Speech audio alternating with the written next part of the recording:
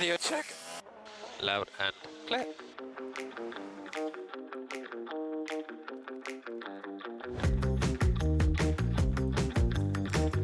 Hey guys. Welcome back to the podcast. We have another special episode for you guys that we are recording over the what is dubbed fall break. We have our friend Bella here. Hello. All the way from the other side of the world from us, which is crazy. Love technology. But Bella is here with us, and we're going to be just talking like normal, but then we also have a little fun thing at the end.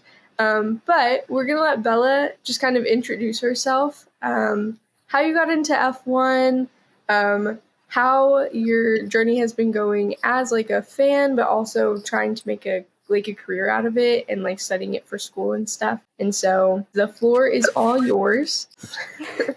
Well, basically, I'm Bella, long Annabella, but nobody calls me that anymore. I basically got into F1 through my best friend, who talked about Max Verstappen and Charles Leclerc non-stop and sent me TikToks about it and said, "Oh my God, you're so Charles Leclerc.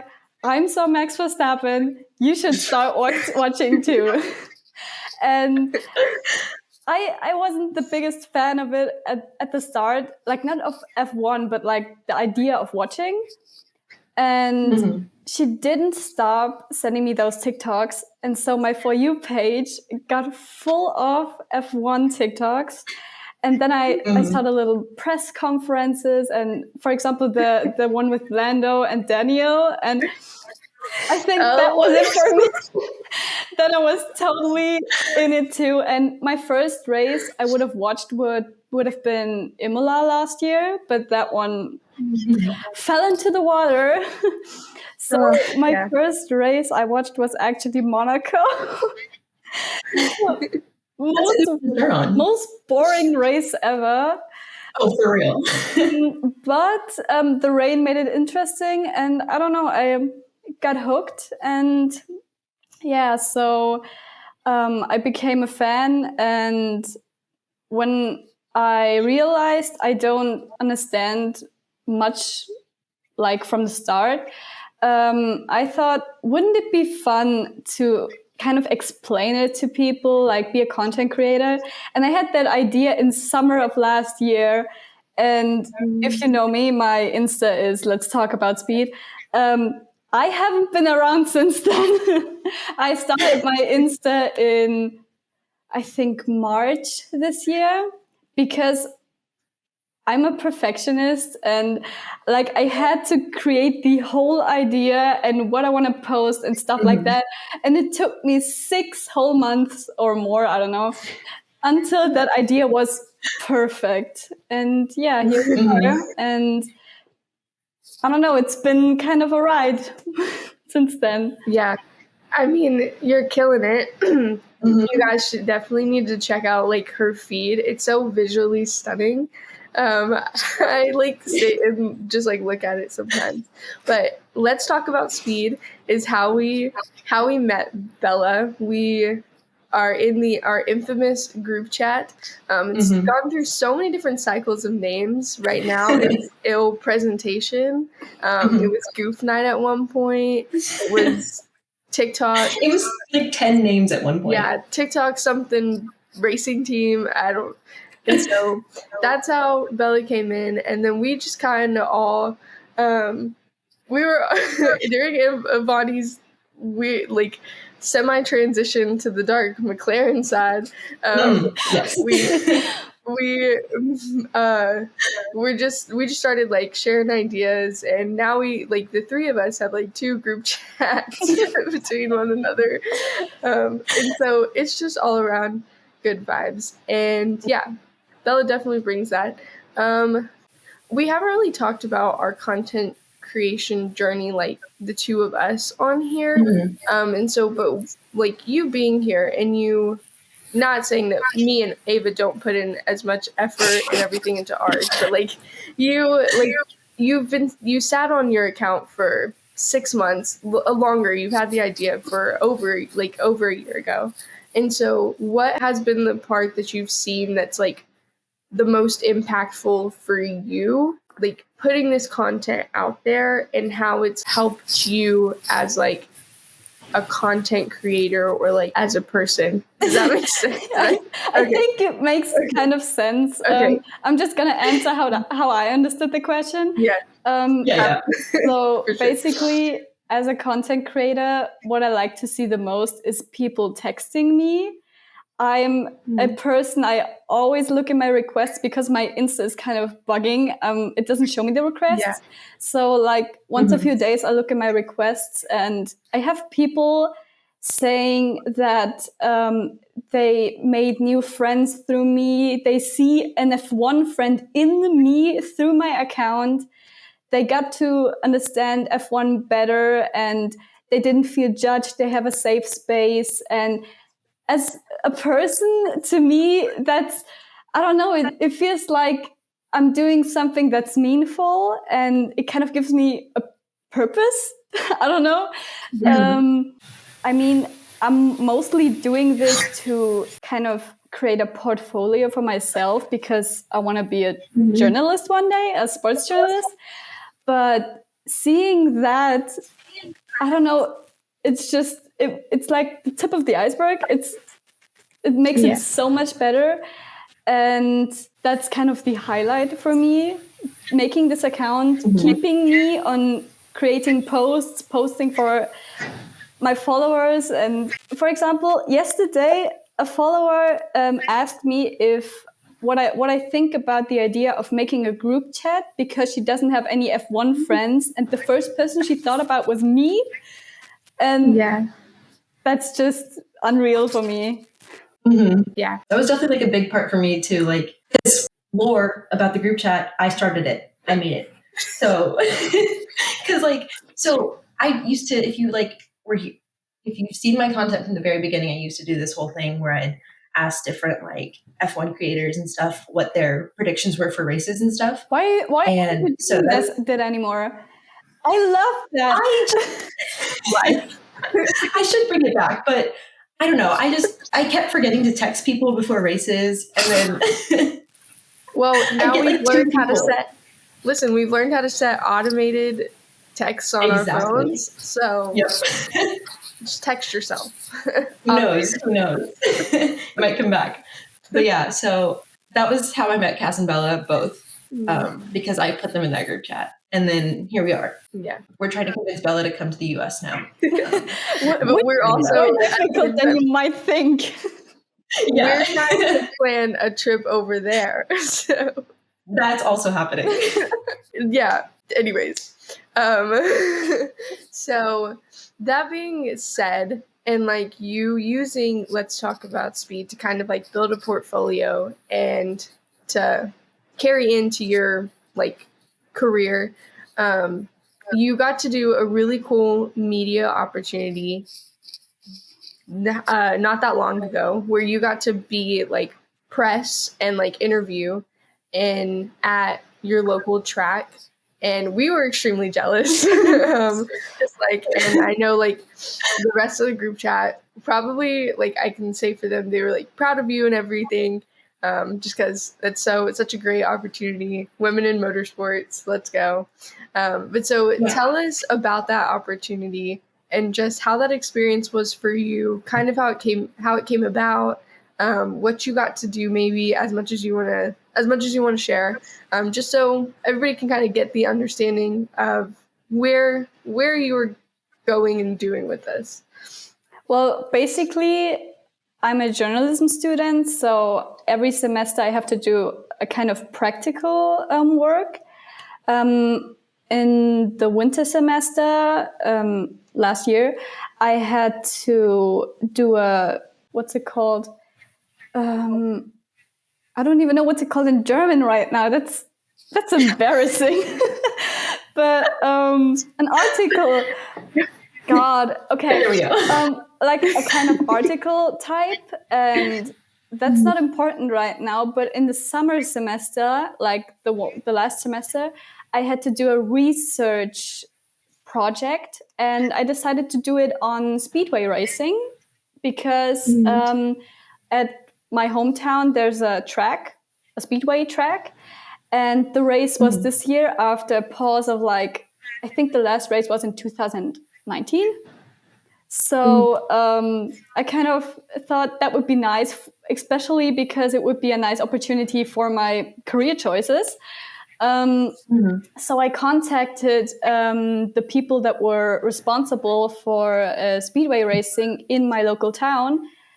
And it turned out that the person that's in charge of the motorsport club in my hometown is actually a big thing at the FIM, the FIA, but for motorcycles.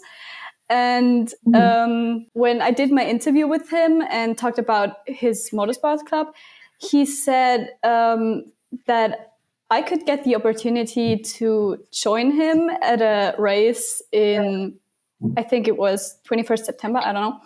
And it would have been, no, not it would have been, it was the German individual championship finale in Speedway. And of course I said yes, because when do you get the opportunity to like attend something like that? And after we did the interview, and I did the interview with another person too, that's actually from the, I don't know what's it called in English, but he's a big thing too, at least in Germany. And those two made it possible for me to get an all-access pass at the championship finale. And when I got there, it was a bit of a mess because the two guys said I should just go there and say my name and they would give me the pass. And that wasn't the problem really. But when I got there, I was like, yeah, I'm Annabella, that's my name. Can I get the pass? And they were like, yeah, you're working, right? And I'm working. And then I asked, like, where's the guy that like got me here? And they were like, I don't know that. I don't know him. I never heard of him. And so I was walking around the track for, I think, an hour before I actually knew what was happening. And then I found out I could just go into the paddock because I had an all-access pass. So I got into the paddock and there were all these drivers and I was so overwhelmed because I didn't know like a thing about the drivers because I'm a rookie at Speedway. It's fine. I got into it now and I'm actually making a post about it right now. There you go. Exclusive. Yeah, you heard it here first. But when I was in the paddock, I saw that there was one female rider because they're called riders and not drivers. And I immediately texted my best friend and said, oh my God, I made eye contact. Should I just go talk to her and ask her for an interview? Because I desperately wanted to make at least one interview. And so when I did research on the race, it said that there were 2 female drivers, but one of them just didn't come. I don't know. I didn't get why she wasn't there, but I don't know. So when I saw that there was only one female driver, which is, I mean, as a woman racing alone with men, I mean, that's kind of cool. Yeah. I decided I definitely have to do an interview with her. And that's what I did. I got all my, I'm not an introverted person, but I'm a shy person. And I have to warm up to things. So I was walking around the paddock for 10 rounds until I decided, okay, I'm going to go to her now. And I approached her and I was like, hey, do you maybe want to do an interview? And I was like, it was so embarrassing because I said, I'm an influencer. And I said, in what world am I an influencer? But I just said, yeah, I'm an influencer for motorsport. And do you maybe want to do an interview for my Instagram channel? And she was like, instantly, she said yes. And she would love to do it. But we couldn't do it right at that moment because it was shortly before, I think track walk was it? And then the whole chaos started because the track walk started, and I came back 15 minutes later, and then the practice started. Then I had to come back again after the practice. And then she said, oh yeah, no, I have a second practice in like 10 minutes. Come back after that. And then there were problems with the track, and they had to do track maintenance for an hour. And nobody knew that. And I was walking around the track doing nothing again until the officials of the race said, yeah, we're gonna like put the second practice further back. And she came up to me and I came up to her and we said, okay, let's do it now. And we did the interview, and it was so cool to talk to her. Like she asked her friend if she could if she could hold my camera, because I was there alone, obviously. And yeah, if my mic didn't die mid-interview, it would have probably had good audio quality too. But the thing is, I'm stupid, because since the interview got pushed back the whole time, I had the mic on the whole time because I was scared I'd forget to turn it on. And I was cursing myself 2 days later when I edited it, and I noticed, oh, fuck. Yeah, that was fun. I did the same thing. I connected my phone to my Bluetooth car audio and decided to record for Instagram. And it came out sounding like I'd recorded on a DS. Yes. Or like an iPod first generation. And it was really embarrassing. I know what TikTok you're talking about. It was so bad. I was like, because I looked back at it and I was like, why does it sound like 90 years old? I'll expose Ava and put it right here.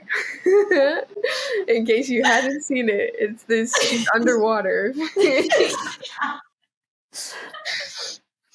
But, it really was underwater. Yeah, I mean, I have mic problems literally doing this almost every, like, whatever. So, no mic. We're, like, not using a mic right now.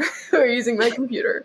Yeah, but honestly, if we didn't make, like, mistakes like that, we wouldn't learn from it. Right. Completely. And so, yeah, but that's really cool. I've been trying to find an experience like that here. But it's really hard because all of where I live right now, all of the motorsport events that are here are super big. And so I wasn't paying attention, but there was motocross.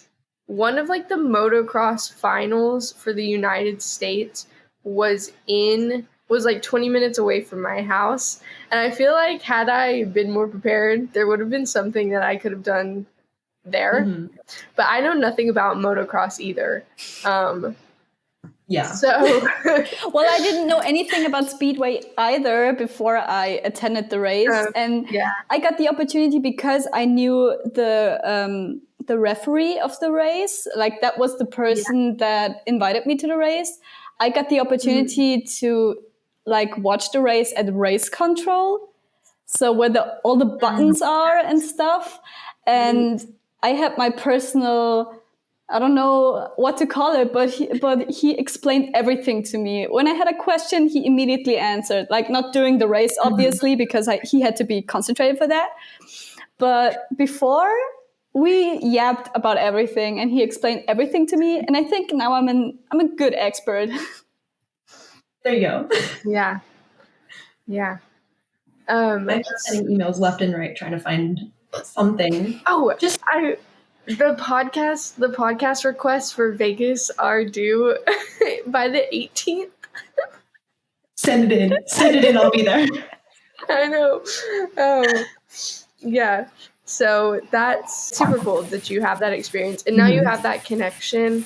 And, they say, especially in, just, careers in general, but also really in, journalism and, I would say sports in general. The connections that you make are like super important in how you utilize them and everything. And so now you have that, and you know, he might be for like the next speedway race, he might just like be like, you're invited to this one too, and just like give you an all around, you know? And so for those who are kind of like getting into like a new sport, what is your advice for people wanting to like take something that they enjoy?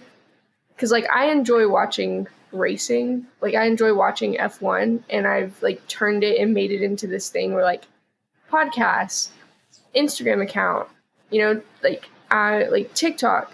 What's your advice to people who want to do that the same thing, where it's like whether it's a sport or whether it's like another hobby that they have, your advice to them to putting themselves out there and like really turning it into something that they're proud of and that they can make an impact with? Well, I'd say from the start, just do it. If you have an idea and you really want to start doing it and you think you would have fun with that, just do it and don't overthink it. And the most important thing is don't see it as a chore. At one point, if it feels like a chore or something you have to do, don't do it anymore, or change it into a way it's still fun for you. Because once it isn't fun anymore, why do it? Because, Exactly. that's the thing. Like if I'm unhappy with my content, I was unhappy with my content like just a week ago when I noticed, okay, I'm doing a lot of fan service, posting a lot of Taylor Swift XF1 stuff. And that's actually, I mean, I love Taylor Swift and I love making those posts, but it's not the purpose of my account. And I got unhappy with that. And I decided, okay, I'm going to put that aside for a moment. I'm still going to post it, but not now. I'm going to concentrate on the other stuff again, because otherwise I'm not happy with it. And as soon as I'm not happy with it and I see it as a chore, it's not nice for me either. So, yeah. Yeah. The follow-up to that would be, how do you like fight burnout? Because I know that that's something that hits me really hard, and I have to I have started setting aside times on my calendar where it's like I have blocks of time where like I'm motivated, and so I'll do things. And if I don't have that, then it gets really easy for me to get complacent, and just get stuck in like a mental creative block. So how do you fight that to continue to put out content? Because it takes consistency. You recently hit 5,000 followers. Yay! No, we cheered. it was 4. Oh, no, not yet. You're about to. Well, You're about to. We're getting there. by the time this comes out, you'll hit 5,000 followers. Yeah. I mean, I hope so. Would be nice. Yeah. But so recently hit 4,000 followers, on your way to 5. And so consistency comes with that. And so how do you fight the burnout to continue for that like consistent, like that consistency to still happen?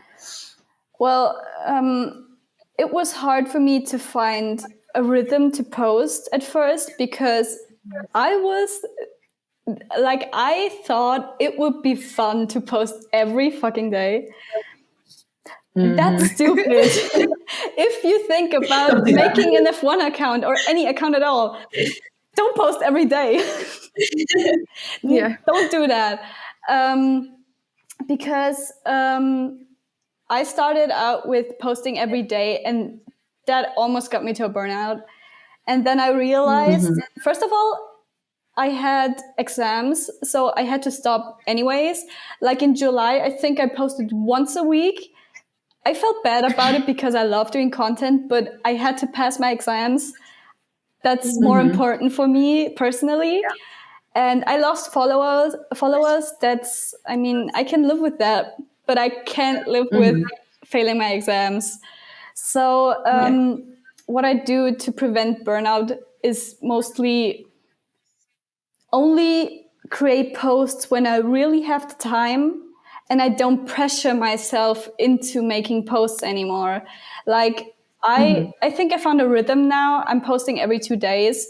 And for example, right now I'm working on the post in 4 days because I have time now. And I have time and I have the motivation to do it now. So I think that's kind of preventing the burnout and the pressure to post, because I'm working when I have time. And if I don't have time, I'm not working because I have other things to prioritize, myself or uni or whatever it is. So Word. Yeah, the posting every day thing was such a bad problem for me because I literally within 2 weeks I was like, I'm over it. I'm done. Like I don't want to do it anymore. I never posted every week. Instead, I would post Don't do it. once a month. The thing with posting every day is also that if you have a lot of content ideas, like where do you get more ideas? If you post every day, those ideas are gone at one point. You run out. Exactly. Yeah, you run through them quick.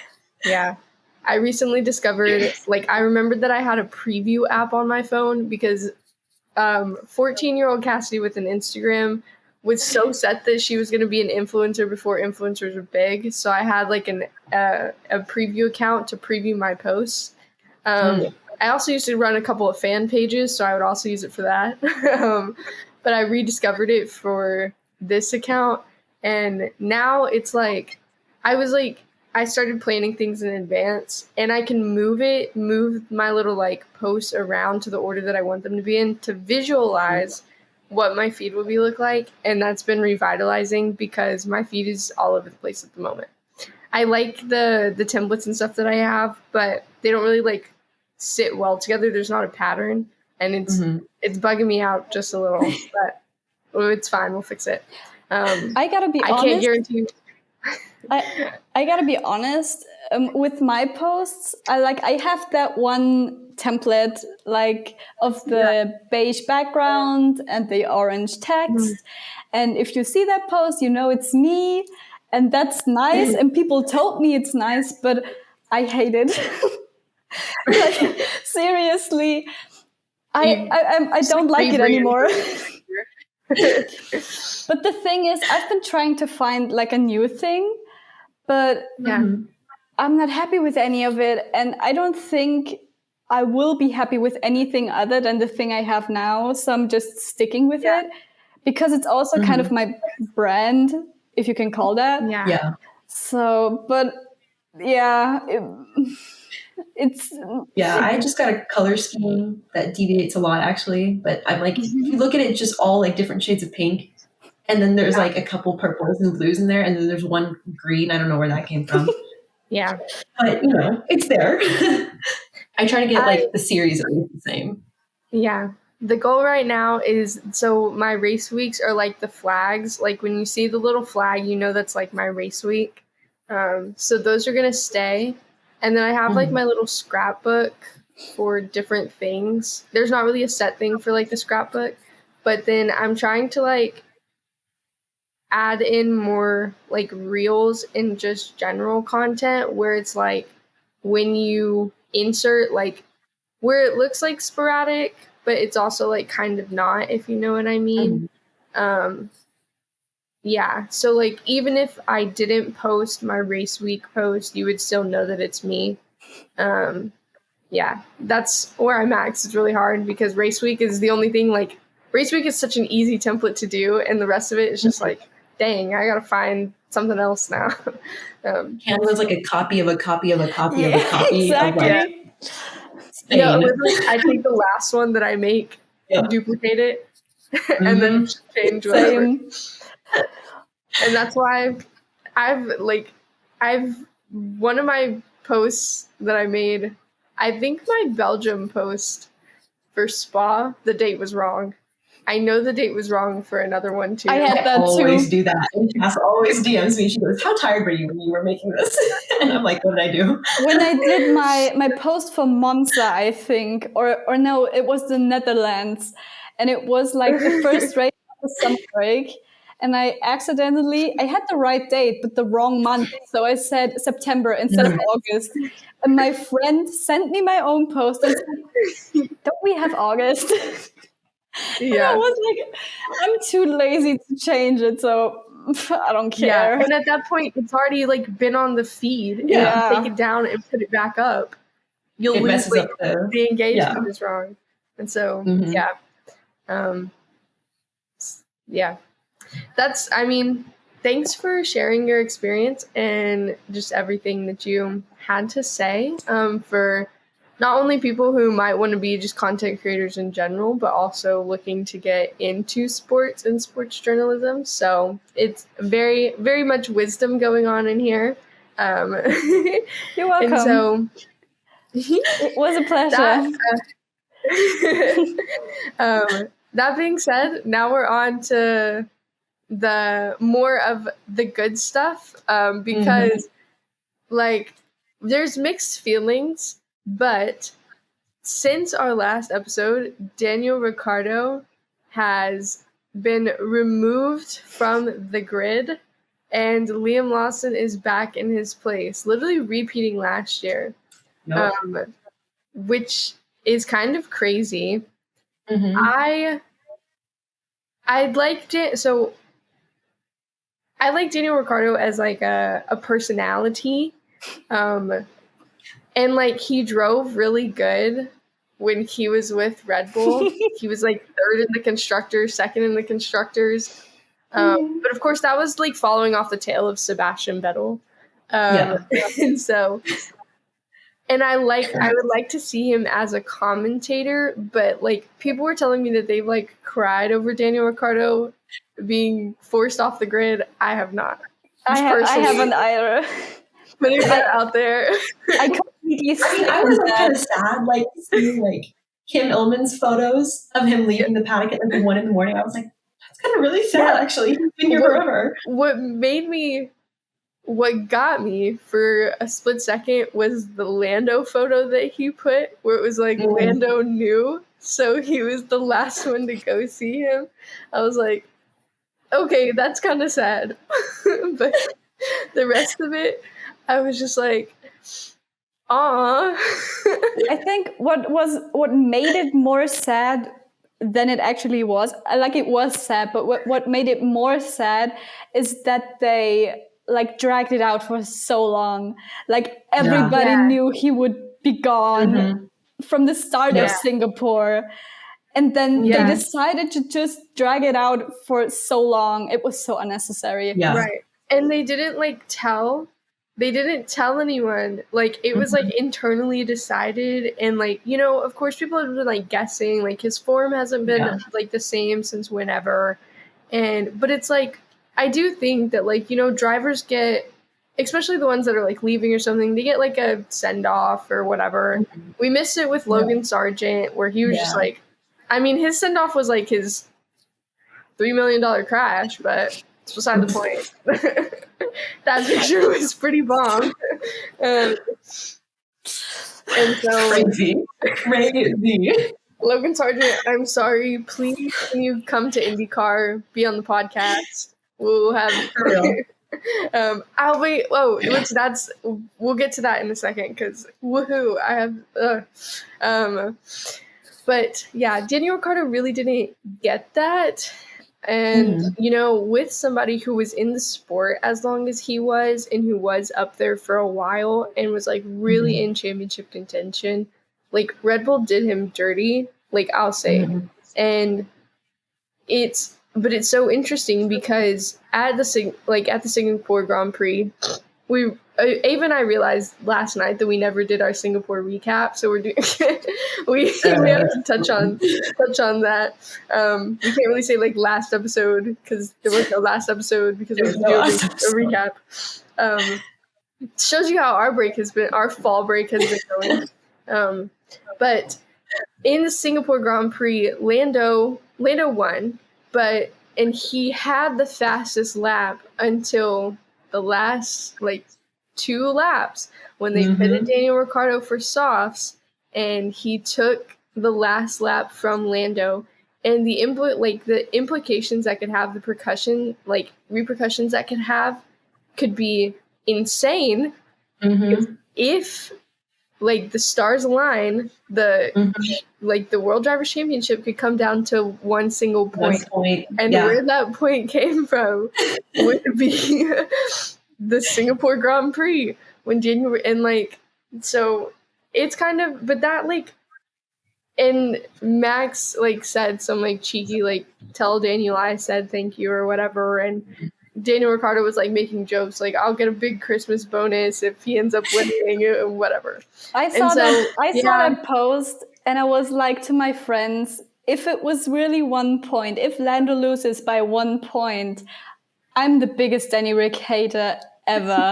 And it's nothing personal. It's Red Bull's fault. It's not Danny Rick's fault. It's Red Bull's fault. Which was something that too needs to be talked about, because if that comes out and they own that come the end of the season and they're yeah, Danny Rick got us that point, we have to remember that Danny Rick was on V-Carb. He was not on Red Bull, so he didn't have teammate duties for Max, into which, why do we now have this unfair advantage of having two teams, it's 4 drivers working with each other? Yeah.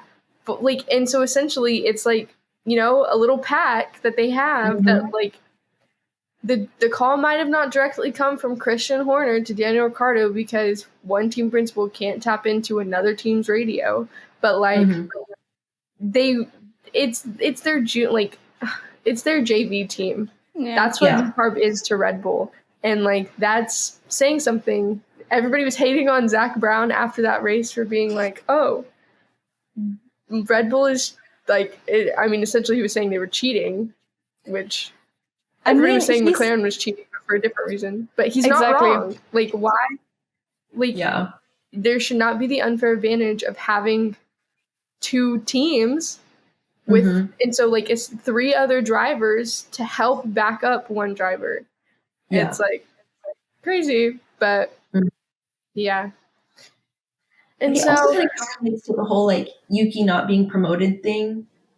Yeah. It's Yuki's on a separate team. Forget the fact that he could tank Max's career. He's just a good driver. If you want a good driver, take the good driver. I don't know. It's just so weird, first of all, because it's he has the potential to move up out of really anyone who's in contention for replacing Checo if he does retire. Yeah. Or he gets dropped or whatever. But they refuse to because he could ruin Max's career. But that happens. That's just a normal course of... Max was ruining other people's careers when he started. And if you think about it, I think Max is just done at this point. He's bored. Yeah. I think because people say, oh yeah, he's going to Mercedes or to Aston Martin, and I'm thinking, I think he's retiring at some point, because when he was asked if he would do another 200 race starts, he was like, no. Yeah, no. I get it, because if I was him, I would be happy with what I achieved too. If he would win the Drivers' Championship this year, I think that would be, nice. Yeah. I don't think he has the... I don't know. I don't think he can win 2025 with the Red Bull as it is right now. And I think at that point, before he would change teams and go to Mercedes or Aston Martin maybe because of Adrian Newey, but I think he would rather just retire. And I don't know, maybe he would do rallying or whatever, anything else. Yeah. Yeah. I've always said that I think Max's original goal plan was to beat out Seb's record at Red Bull. But that was when Max was winning with 20 seconds ahead of everybody else. So since then that's kind of changed. I think if he just gets the 4th Drivers' Championship, he'll be oh, I'm got the record equal, so and then he'll be fine. But yeah, I don't know. I would love to see Max Verstappen go for the Triple Crown, and like see him race. I would love to see him race in WEC. Because he's like talked about it himself too, of like having a team with like him and Charles and somebody else. Him And and I his think that would be bestie. yeah, I convinced him to do it. yeah. I think that would be like interesting. And WEC races are cheaper. Exactly. 24-hour podcast coming soon, guys. Stay tuned.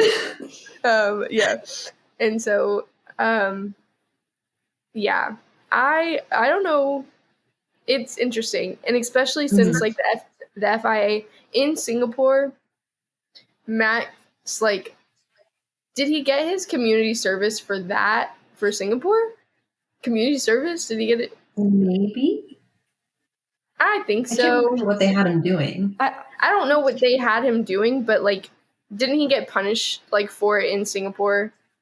I don't know when it happened. I think it was in Baku when he like, or was it in I think Singapore? it was a little bit further back.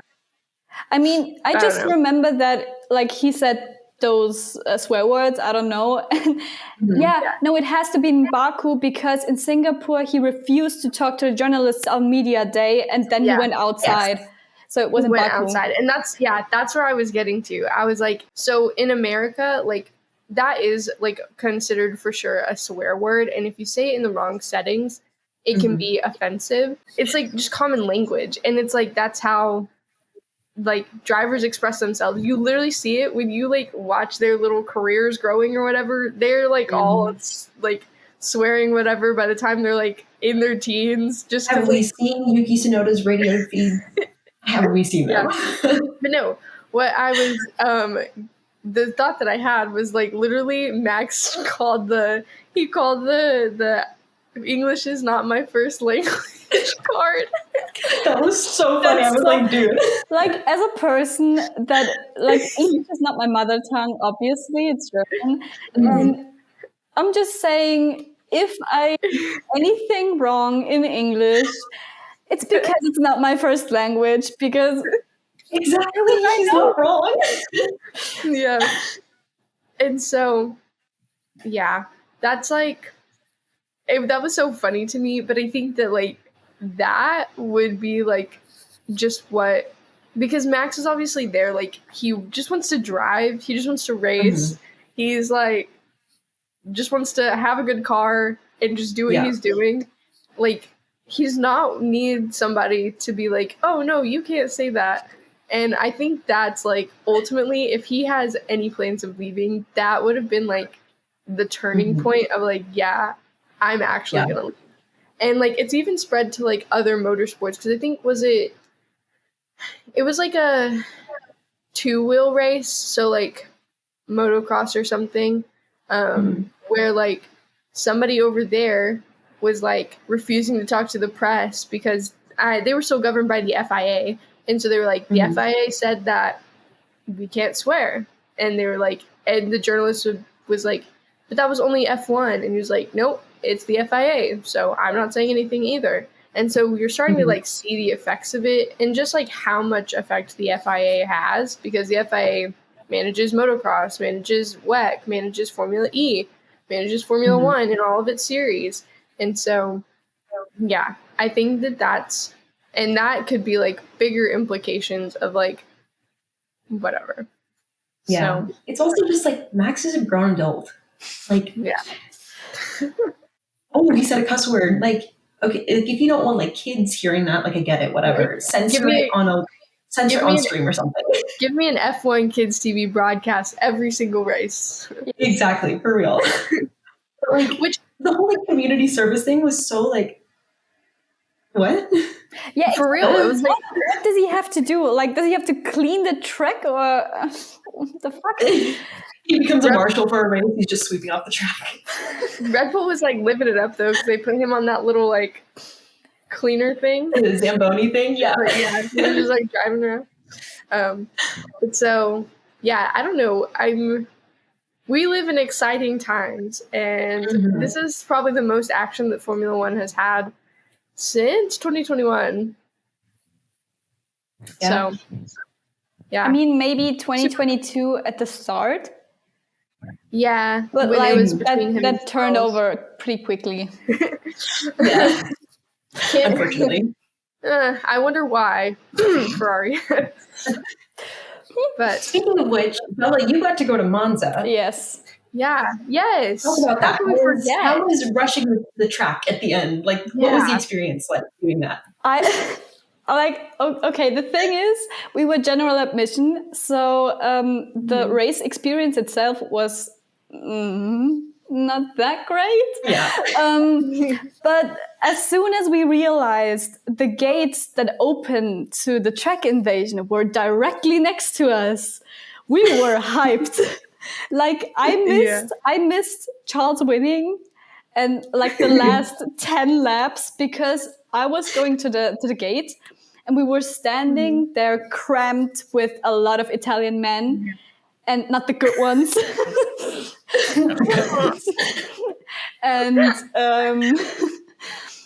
the moment the first gate opened, that wasn't like the big thing, but because there was another gate after that, because there was the grandstand.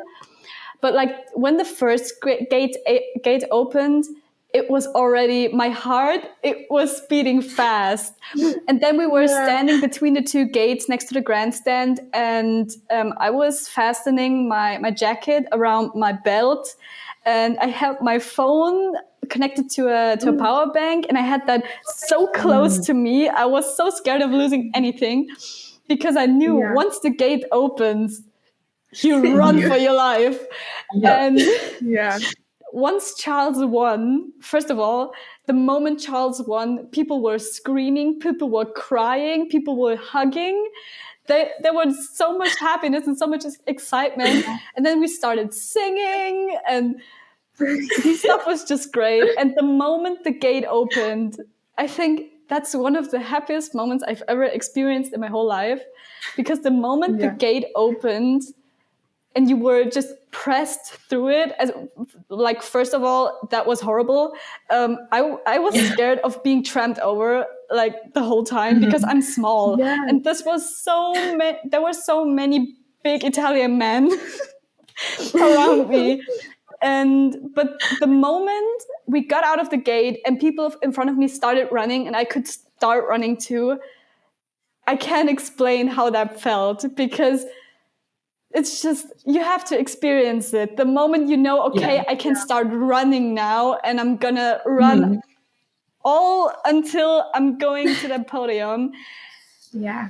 That was, I don't know how to explain it. It's just, the thing is, we were like, if you know Monza, the first like turn, we were exactly there. So I had to run from turn 1 to the start finish line. And I think that's at least a kilometer or like a mile, or I don't know. I don't know what the conversion thing is.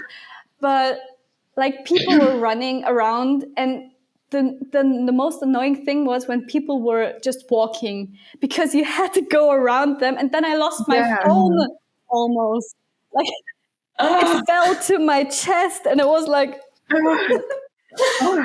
But I was running, and then there was like a small, I don't know, vehicle. There was like I don't know what it was doing there, but there was a vehicle driving to the podium, and you had to run around it too. And it was so messy. But once we were like in the middle of the people and knew, okay, we can't get much more further, that was... Yeah, it's an experience you have to experience yourself, because that was just amazing. And once the ceremony started and people were singing the Italian anthem and everything was red. I'm a McLaren fan. My second team is Ferrari. I got into F1 being a Ferrari fan. I'm not anymore because that's too much depression. But it really is. But that moment, I was a Ferrari fan again. And that moment, I was like, okay, that's one of the best moments ever in my entire life. That was Yeah. amazing. Getting back from the track invasion to outside the track, that was horrible. We were like an hour standing just on the track and nobody was moving. And it was hot and it was horrible. But let's forget about that. But it was worth it. It was definitely worth it, yeah. Yeah. Hopefully, fingers crossed, we can be overseas for that next year. I'm so sad. Coda is not going to work out, guys. Yeah. And so, unfortunately, which sucks because I literally live only like 3 hours away. And, but you know what? It's fine because, you know, like I said, I didn't cry for Danny Rick, but I did appreciate the Texas southernness that he brought as an Australian. And, you know, maybe it's better that I don't go.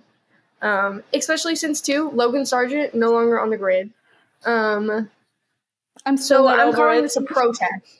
This is a protest.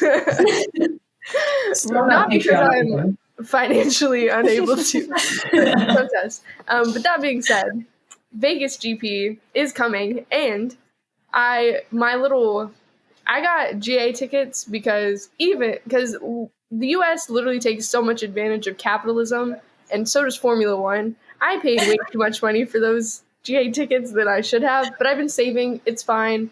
But then I get an email yesterday that mine and my brother's tickets got upgraded. So, yay. Now we're like, so the seats that we originally had were like first come, first serve, and like very limited, so very small. And now we have like a full bleacher grandstand, still first come, first serve, but I'm not going to complain because now there's more seats.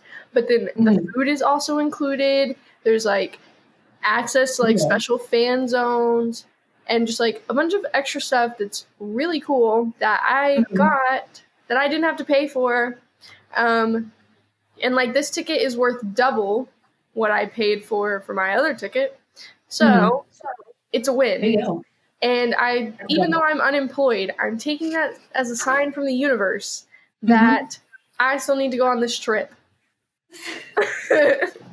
So, and my mom don't have to like take off of work or anything. You can just go. No, even though I'm literally applying for jobs off camera, because I do need some form of income. Yeah, and so it'll be fine. My mom was we were able to add on a night to our hotel the night before, so we were gonna fly in on Thursday. Now, this is a Saturday race, so practice is on Thursday, quali's on Friday, race on Saturday night. And so, but we were able to add a hotel for the night before, so we could fly in the night before, so it'd be cheaper. And then, unfortunately, leaving on Sunday, it's the Sunday before Thanksgiving in the States, so flights are going to be expensive anyways, but it's okay. We were able to like get it down a lot than what it could be. So Vegas is happening. And like I said, maybe podcast, maybe not. Our loyal, we need our loyal fan base to increase. For real. Yeah. Like, make us look cooler in front of the media reps, please. For real. And so, yeah, we're all good. That's in November. Yeah. And so I feel like that's really, covers everything. Like you said, Liam Lawson is filling in for Daniel Ricciardo. And so, yeah, they've already brought back his Cars PR content. He's literally Lightning McQueen in like human form, I'd say. And so I'm so upset he doesn't race by the number 95 because for real, that would be so fun. So perfect. I mean, I get it that he wants to race with, I think, 30 because he's been doing it his whole life. But yeah, babe, you're a Lightning McQueen fan. You are Lightning McQueen in person. Yeah. That's sad. If I was a racing driver, I'd take the opportunity to be 95. Mm-hmm. Unfortunately, number 3 isn't available for now 2 years. So number 3 is my lucky number. Oh, mine's 8. So, It's But- 12. 12. Does anyone have 12? You can't take that. Kimmy Antonelli's about to have that one. I'm just saying, I Rats. was like, okay, my lucky number is 8, and my favorite driver is Lando, so 4, and my other favorite driver is Charles, so double 8 times 2, and There you go. Lewis Hamilton, like literally 4 and 4. 44? 4 plus 4, yeah. There you go. It works. Speaking of Lewis Hamilton, great segue. Speaking of Lewis Hamilton, our little fun activity that we have, just brief, as a little brief closes out. In case you have not been aware, within the October 7th escape, F1 scapes, people put out this article, which I'll put it up here in editing, of the sexiest Formula One drivers. And it, like, literally the title of the article says, sexiest Formula One drivers meet the 15 racers who have our heart rate speeding. Which, of course, they did this. People did it, primarily, like, United States, like, North America magazine, because COTA. So it adds their PR, gets them talking. Literally everybody's talking about COTA because it's the next race. But so they did this, but they ranked only 15 drivers. Why couldn't they just rank the entire... What are the 5 that they did not include? These Like, poor what souls. did the 5 drivers do to not be included? Like, Yeah, for real, who are they? But so they put Lewis Hamilton as 1. Well, okay, I'll go through the list and then we can, like, dissect a little bit. Lewis Hamilton at 1, Charles Leclerc at 2, George Russell at 3, excuse me? I know. Fernando Alonso at 4, Max Verstappen at 5, Where's Pierre Lando? Gasly at... Wait, I was appalled. Yeah, the top 5. Daniel Ricciardo at 7, Nico Hulkenberg, which they use that full name, Nicholas Hulkenberg. Oh, I don't think that is that even true? I don't even know if that's true. I don't think that's true. This needs to be fact checked. Hello? What is this? Nico Hulkenberg is at 8. Why? Carlos Sainz is at 9. Lando is at 10. At 10? Carlos not being top 5 is what's getting me. Why is Pierre Gasly higher than Carlos? What is Yuki getting me is is- Max being so high. Like, he's fine. Yeah. He's fine, but, like, not Yeah. that fine. Yuki is 11. Checo is 12. K-Mag is 13. What? Logan is 14. And Valtteri is 15. So Franco Where's- not on the grid. Or Franco No. not on the list. Joe not on the list. Lance. Lance Stroll not Lance. on the list. Oscar Piastri not on the list. Oh my god! That's crazy. That's crazy. Crazy. Because that's so crazy. And then the last one, trying to. Oh, Alex Albon not on the list. That's insane Esteban to me. Ocon not on the list. Esteban's Okay, not on yeah. the list either. No, but like the thing is, I'm gonna leak something here. Before I really got into Formula One, my best friend made me rank Formula One drivers. And if the chat wasn't so far up, I would just use it now and show you, but I can't because it was like half a lifetime ago, yeah. But when I did that, and I didn't know anyone except for Lewis Hamilton and Charles Leclerc, I found out that Oscar Piastri is the love of my life. Because I saw a photo of that man and I was like, yep, That's it. he's it. Yep. He's definitely it. And, like, the humor, the sarcasm. Perfect. Yeah, I mean, I didn't Yeah, know about exactly. that. I just saw his picture and I was like, yep. Yeah. But the fact that he isn't in this list Crazy. They think he was like under 18 or something. No. Like, where's the issue here? Isn't Okay, he but like 22? George Russell at 3. That's wild. Because that man looks creepy sometimes. That one photo Carmen took of him when he was like, Yes. That one was kind of I know. Yes. It's like to all like the Grussel stands out there, whatever, the Brussels sprouts, whatever they're called. He looks plastic sometimes. I'm sorry. exactly. He looks like Ken. His proportions are very perfect. Like he's very perfect. Like it's very and I'm like, proportionate. you It's look like like a Ken doll, kind of. almost to a fault, and it's like, should he be at number 3? But like I also just like have different taste than this editor that wrote this article. So I'd also, but like, so like you're like Carlos should be higher. I like Carlos as a personality. I like him as a driver. I don't know if he should be higher on this list in my personal opinion. Red Bull Carlos, like Toro Rosso Carlos. I don't see it at all. Oh yeah.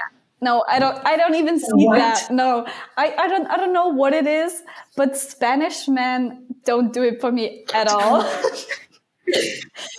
But like Fernando Alonso at number 4. I mean, If you like Dylan, just say that, and he's not even a dad. I mean, Because literally, Fernando Alonso, like Nico Hülkenberg, and K-Mag were in there, and Nico Hülkenberg and K-Mag both have kids. If you like DILFs, just say that. Like, yeah, absolutely. Because Nico Hülkenberg, as I say as a German myself, first of all, Nico and I have unsaid beef. I don't know what it is. I'm warming up to him. He's an icon. But if I see his face, I'm not thinking, damn, he should be in the top 10 most sexiest F1 drivers. Because no. I think, hang on, let me find another crazy one. Lando being at 10. I don't like not higher up. Oh, Lando being at 10. But listen, okay, we have to tread on this water very carefully because, you know, we have to tread very carefully. Never going to an F1 race. We're done. I was going to say, we're also never going to be Lando fangirl allegations, like the bad fangirl ones, not like the ones that understand his faults. Which we've said that we understand his faults.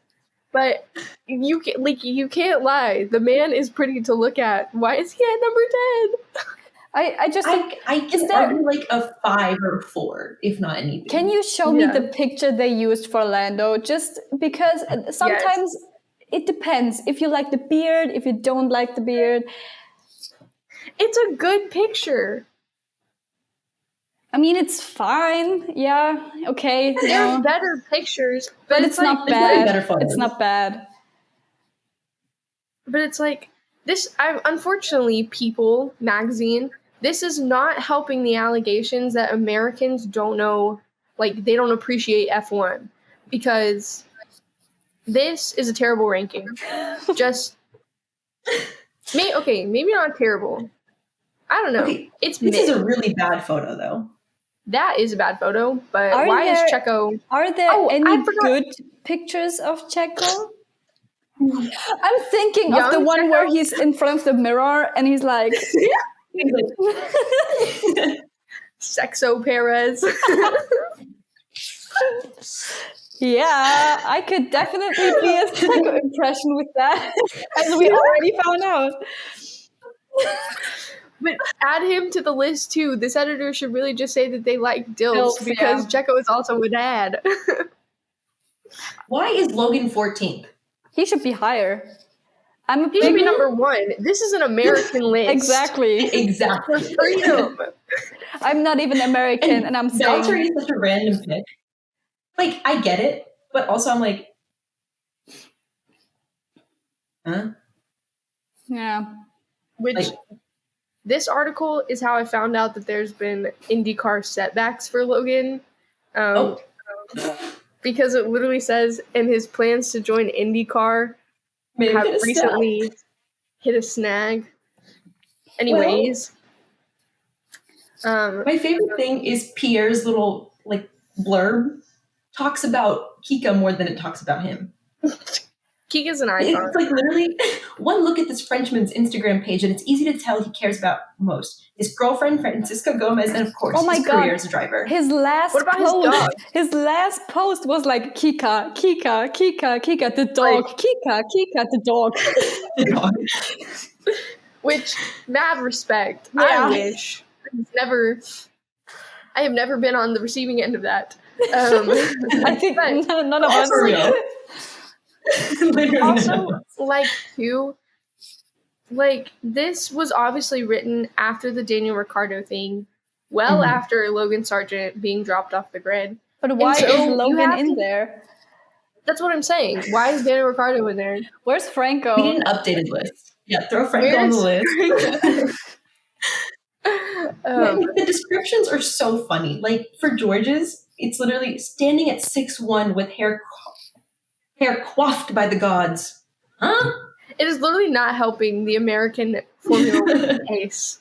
And they describe Charles as double-dimpled Monegasque. The thing is, with Charles, because people always say he's like the best-looking F1 driver, and Lewis Hamilton exists, but that's not my point. That's not my point. My point is, I recently discovered that since Ferrari, I don't know, is just doing, he's not looking his best anymore, really. I think interesting. I think if the depression eye bags are coming back. Exactly, the eye bags. If you look at 2022 Charles, damn, glowing, thriving. But if you look at 2024 Charles, you think, damn, that man has been through things. Yeah. I think the only one I agree with is Lewis Hamilton being the number one spot. Same. Yeah. I have to agree with that. Yeah. Just like there, like everybody, there's like, we get good grid walk outfits when they like come in for media day, but like Lewis Hamilton stunts, snap, like takes the breath away. Oh yeah. 8 every Put that time. man on a runway, let him do his thing. And so really quick, before we close out, because we don't need to talk about this monstrosity anymore. That is this list. I forgot to mention, like, that IndyCar is coming to Texas, and it is literally 20 minutes away from where I live right now because it's coming to AT&T Stadium, our football stadium, our American football stadium, not European football. And like it makes this like funny little track shape thing because it goes around our football stadium and our baseball stadium. And I live 20 minutes away. So you best believe I will be there. And I already texted my brother. I'll put the screenshot up, but like my brother, I like sent it to my brother, and then a couple hours later, he was like, "Oh my days, we have to go." And I was like, "Dude, you don't read your DMs. I texted you about this already." But that race is coming in 2026, and everybody is invited to pull up. We're gonna have a party. We're gonna get automatic passes. It's gonna be great. I can show you around Texas for real, because unfortunately we can't all go to COTA, and I can't give you the true, authentic Texas experience. But I can give you the true Arlington, Texas experience because, I'll also be in a different career place at that point. If I'm unemployed for 2 years, maybe I'm just not cut out to do this. No, we're manifesting jobs. We're manifesting jobs. Good vibes. If everything goes per plan, I'm finishing uni in 2026. Everything goes per plan. Me too. But that's maybe it will happen, maybe it will not. It depends on if I graduation present. Yeah, graduation present, exactly. But it also depends on if I'm able to do like a year abroad, which I really want to do because I want to see London and I want to have my London boy experience. But yes. And then we'll see. So it is. We will. Yeah, we'll see. It's in 2026, so we still have time. But that, I think, sums up this episode. Bella, thanks for being on. This was fun. Thank you. Thanks for having me. Work. Thank you for sharing your knowledge, expertise, and just the general good gossip sesh that we have typically on here. This is our first time all talking like face to face, like the three of us. We've all like ranted. I think we've all like ranted separately. Yeah, we've all like video rants, but yeah. So this will not be the last time, of course. And you guys out there listening to the world, you guys know the drill. We have a little step to add. You guys can go follow Bella at Let's Talk About Speed. We'll make sure to put her handle in the show notes. You guys know where to find us. You can follow us on Instagram at Radio Check with 2 R's, 2 K's, and an underscore in the middle. Our link tree's on there. Our email's on there. You're welcome to reach out anytime if there's anything that you want us to talk about or anything that you have, just general comments, questions, or concerns. We'd love to hear them. As for upcoming, we have CODA is not this Saturday, but not this weekend, but the weekend after. So we will be coming back to further delve into a Singapore recap, as well as a CODA preview. So we can actually like live react to CODA. We can live react to CODA because it's in our time zone. Apologies, Bella. Well, it's a reasonable time for me. It's like 9 p.m. at night, so that's fine. That's good. So stay tuned for that. We will see you guys in the next one. Yay. Bye. Bye. Oh my god, guys. I love you so much.